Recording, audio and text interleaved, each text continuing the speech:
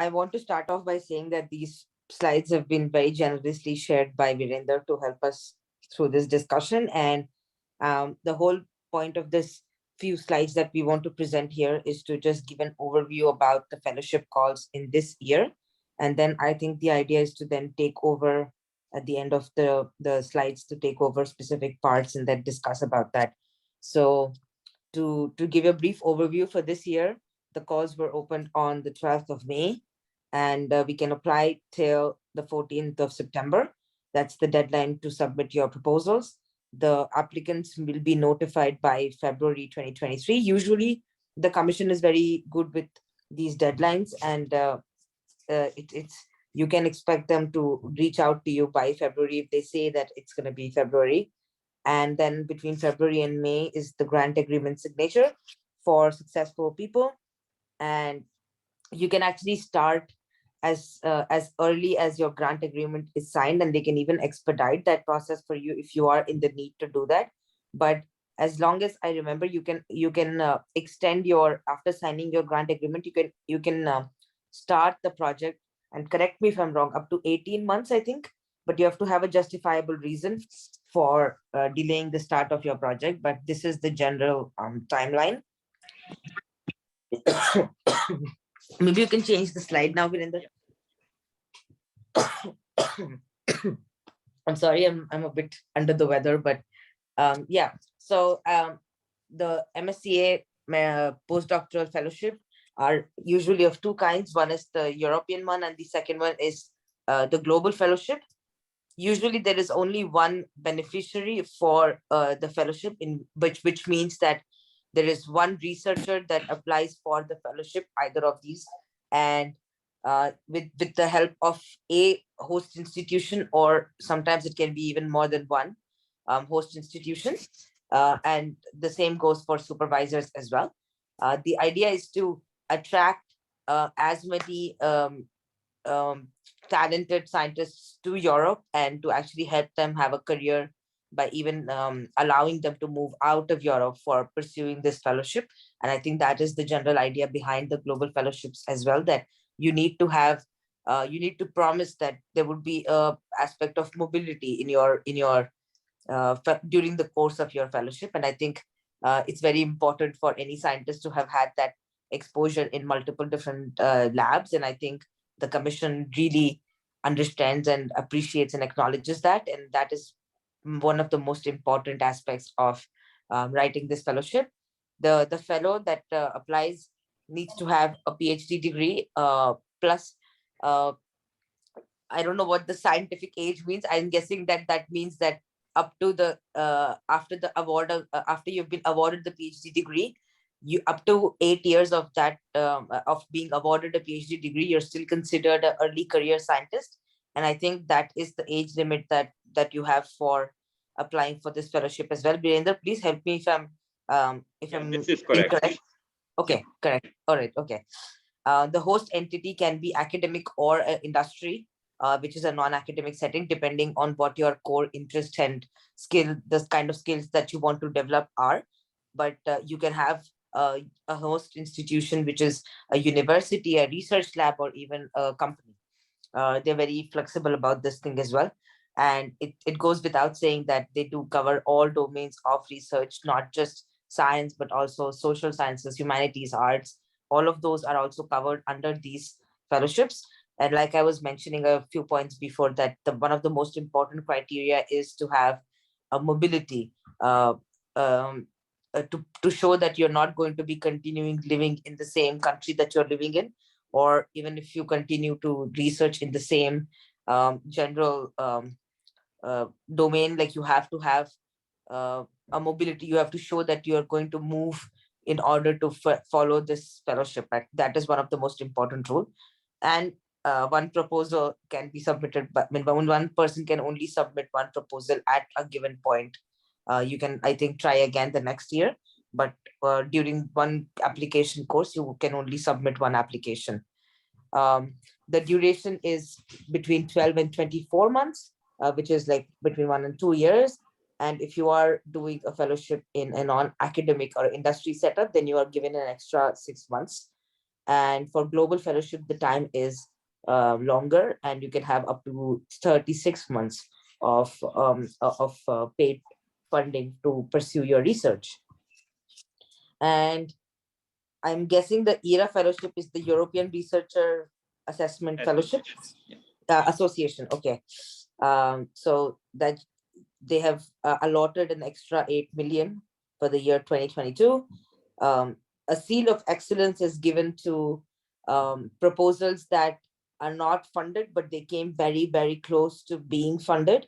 And it's because different domains have different threshold to grant the funding, and that obviously changes between different domains and the amount of funding that they have for each particular area. But proposals that receive a ranking of 85%, like or higher, but they don't make the cut because the threshold obviously varies between the amount of proposals received per year. But if your proposal is excellent, but they still sadly could not give you the funding, then you receive this thing called as the seal of excellence, which is a very good what do you call it? It's a very good estimate that you can submit the seal of excellence and show your proposal to other funding agencies, and they it really matters in a very positive way if you have this seal of excellence to show for. I'm not sure what that means. Restrictions in resubmitting below 70%. Okay, okay, I get it. Okay, so if you receive a score of maybe less than 70%, then there are some restrictions that are in place to prevent you from resubmitting the same proposal. But you have to, you can obviously the next time around, you can improve your proposal, get more feedback, which is something that we are going to talk about in a bit, I think. But I'm guessing that all of this information can be found on the website of the commission as well. And yeah, the researcher is employed as per unit cost rates, which is same for the fellowships across the countries, but there is a country coefficient that is added depending on the country in which your host institution is, and your salary and your allowance for family and mobility also is calculated using this country coefficient. But there is a basal amount which stays the same for all postdoctoral fellows who are part of the European and the global fellowships. And it's a very decent amount. I think it's one of the best ones that we have in Europe. Okay, so the mandatory deliverables that you have for the fellowship are, like I was telling before, the mobility declaration that you will make a move to pursue this fellowship. You have to create a career development plan along with your host institution, because the idea of this fellowship is not just to help you develop the research project, but also to develop your career as a scientist and what you can contribute to Europe or across the world, depending on the skills that you gain through this fellowship. That's what they want to see. They assess you not only for the research that you can do, but how that will impact your career and how that can impact the domain that you are a part of in general. So creating this career development part is really important, a really important aspect of the application. But the fellows don't have to do this on their own. They have to always do this in conjunction with the host supervisors and the host institution. Then the evaluation questionnaire needs to be completed by the recruited researcher. I'm not too sure about why this point exists before data management plan, but I'm just going to continue to talk about the data management plan first.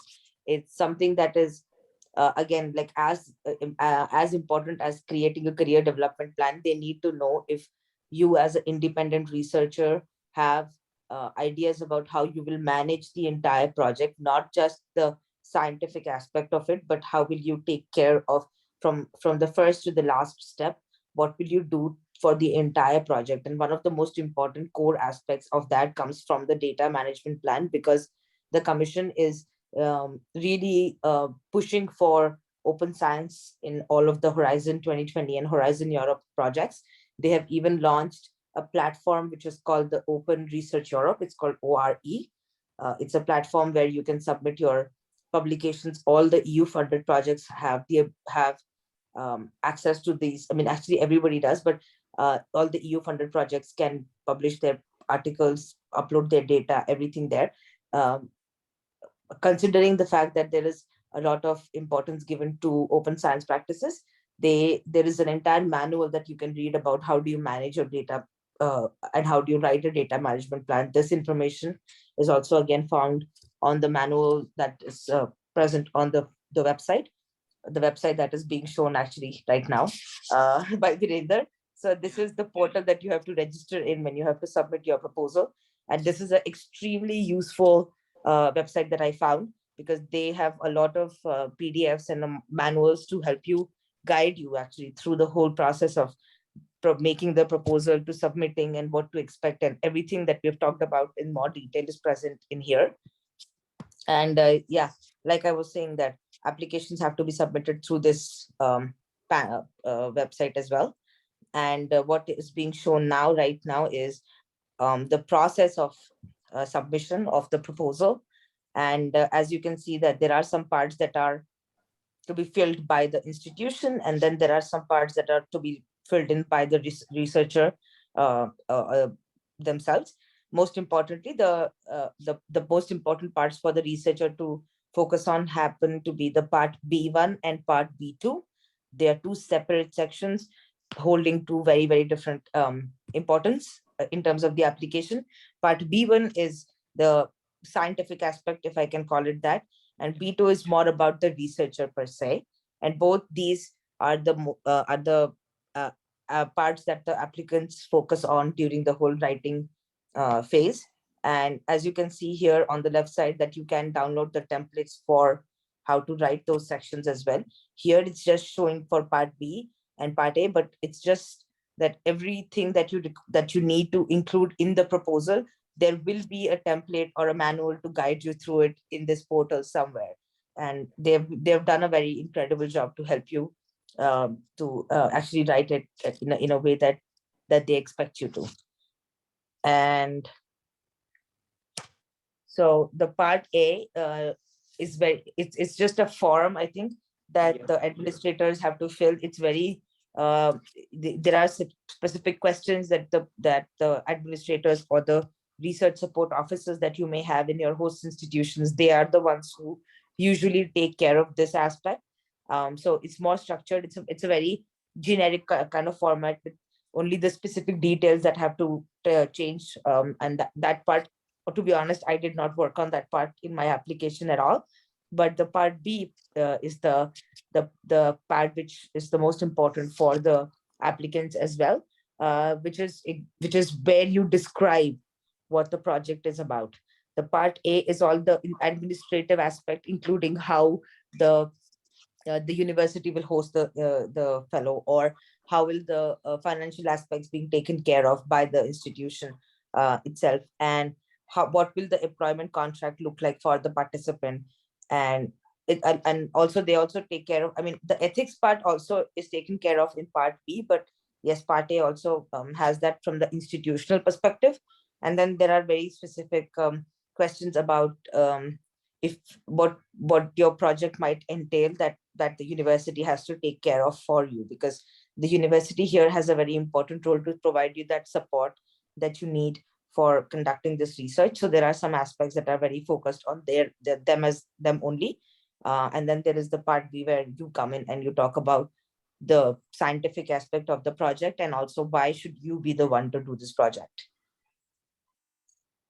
Yeah, so like I was mentioning before, part B, which is the part that you have to write on your own, consists of part B1, which is your scientific project, or where you try to convince the reviewers that this is a project that is worth the funding. And part B2 is why should you be the one to be doing this research. So part B1 consists of three aspects, which is the excellence of the project, what impact this might have, and how do you plan to implement it.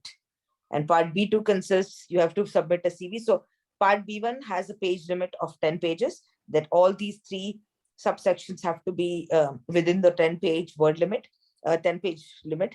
And part B2 has no page limit, but it's always best to know exactly what you're going through. So if it's like 20 pages of part B2 and 10 pages of B1, it doesn't make any sense. And I think you would lose the interest of the reviewer if you do that. So try to limit your CV to the most important information. I would say that try to limit it between 2 and 3 pages. And that is if you have all of that stuff to talk about. The most important stuff is the one that needs to be put out in your CV in terms of the project that you're applying for. And having a CV which just catches the eye of the reviewer is not like, it doesn't have to be what do you call, like aesthetically very pleasing, but the content is more important. Because I get it that when you see here the word CV, you might think about the one that you submit to different job applications or something like that, like those really nice colorful ones with your pictures on it, and like those are very interesting, but I think that is not the thing that the commission is looking for. So try not to make your CV I mean, obviously it's good if you have a good looking CV, but I think the content here is more important. And try to be simple, concise, precise, but put out the most important information in your CV. And then the second aspect that comes in B2 is the capacity of participating organizations. This is important because the organization, the institution also have to prove that they are in a position to host you, to help you, to support you through conduct this project. So it's a thing that allows the commission to judge if the two of you, the host institution and the fellow, are a good fit for each other. So they have to declare all of the facilities that they have, all of the abilities, the kind of support structure they will have in place for you when you start your fellowship. And I think this also consists the part where if you have supervisors, more than one supervisors, you have to also make a case for them in a way that you have to tell them why they are the best in their field and why are you choosing to work with them. In my case, since I had 3 supervisors, I remember writing the most important 5 publications of all of my supervisors and talking about why they were the ones that I wanted to work with. So if you have more than one host institutions or supervisors, this might be more than one in number. So just keep that in mind. And the last one is, and this is only for the global fellowships, that you have to also submit a commitment letter where they're just committing to the fact that you will be hosted and they will be there to support you and help you to conduct this whole fellowship for 24, 36 months, or how much ever you apply for. And yeah, I think that's about it. Okay, so now we come to how is the entire process evaluated? Once you have submitted the proposals, what happens next? So as you can see that on the portal that was shown a few slides ago is where you submit the proposals. After the deadline is over, the first step is that the commission checks for the eligibility of your proposal to see if you fill all the criteria for the application, and then it assigns you to your proposal to experts that are going to be looking in detail of your proposals. Then that passes your proposal passes the next stage, where you are evaluated first. But there's an individual evaluation that happens, and then there is a group or a consensus evaluation report that also which happens to be the next step. And then finally, all of these reports are combined, and there is an entire panel that sits for each domain. They sit together and they prepare your final evaluation report. And this evaluation summary is something that you can also seek. You get it at the end of your, I mean, when the results are announced, the evaluation summary report is also something that is shown to the participants. It's just that this contains very concise, very important comments about each of the sections of your proposal, and they give a ranking out of 5, I think, for each of the sections. And based on the rankings, they then calculate the final score, and then they see if you're crossing that threshold for the funding or not. But the evaluation summary report is also important, I think, for improving your application as well, because you would never know where you're lacking if you don't know what you do, where you went wrong, or what could have been made better. But anyway, then after you have crossed all of this, then you are notified of the result. And the criteria for the award is, like I said, excellence, which is the scientific part, carries the most weightage here, individually speaking. So that carries about 50% of the total weight.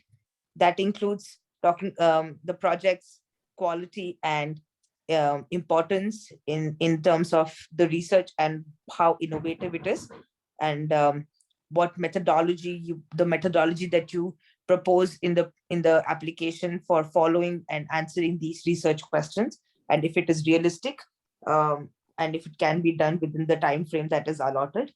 They also look into the quality of supervision and the two-way transfer of knowledge, because this is a very intricate aspect of this application, because there has to be a two-way knowledge transfer between the supervisor and the fellow, because, and that's why it's important for you to take some time to even in select the host institution and the supervisors, because what would work best if you have something complementary that can be transferred, something you can teach your host institution and something that you can gain back from them. So they look at all of this aspect as well, and the quality and appropriateness of your personal experience, professional experience, competence and skills, which is the part which you have to talk about more in detail in part B2, but also part B1, purely because while you're writing the scientific aspect of the proposal, there will be a point where you have to justify why are you pursuing this question, what are the parts of this question that you already have answered, what are the skill set that you already have, and how can this fellowship help you to gain those additional competencies to further answer this question. So you have to kind of integrate your personal that personal touch with why you for this application in this particular section as well.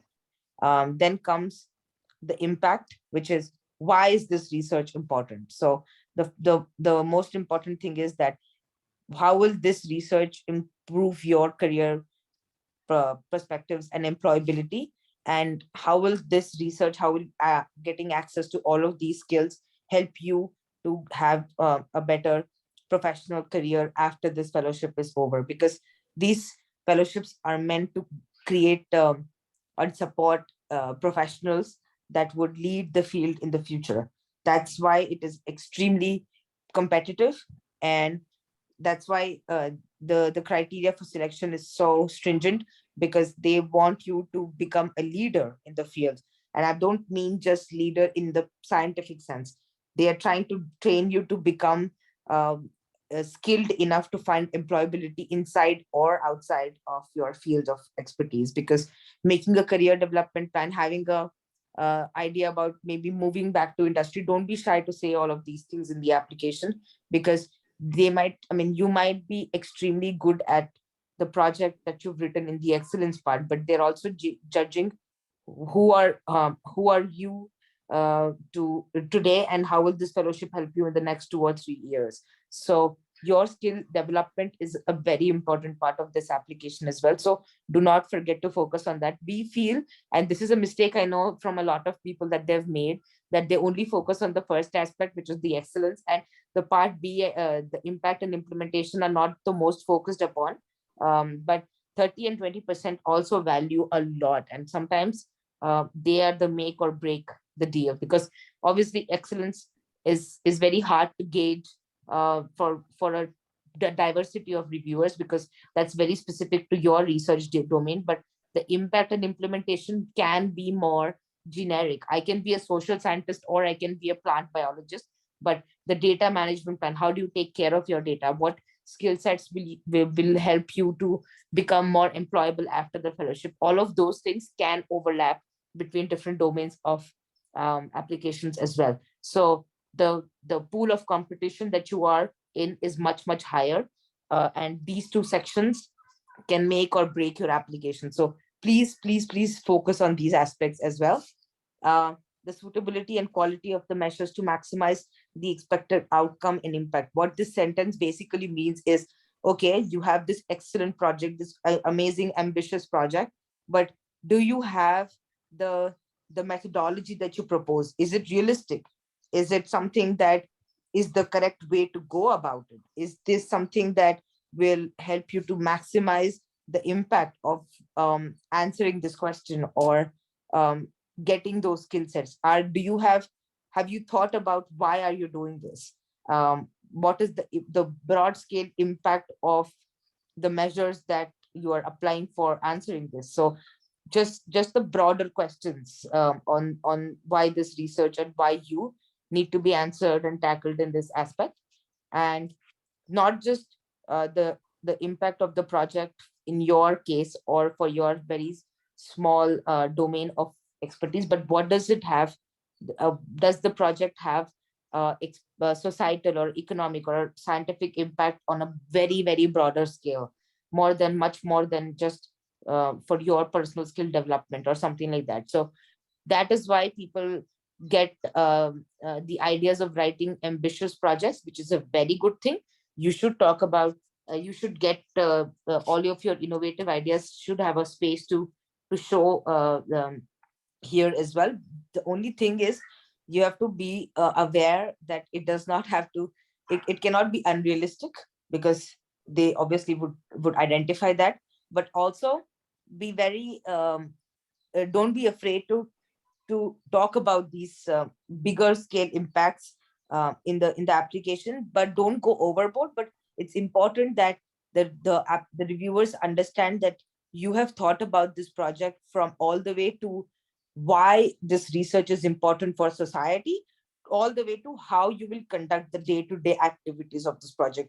I'm talking about the data management plan. So they're looking at really like the overall idea about, if they give you this funding, what will you do with it? So every aspect of that they're focusing on in their own ways. So this is why the importance of actually taking the time to write these aspects is very important.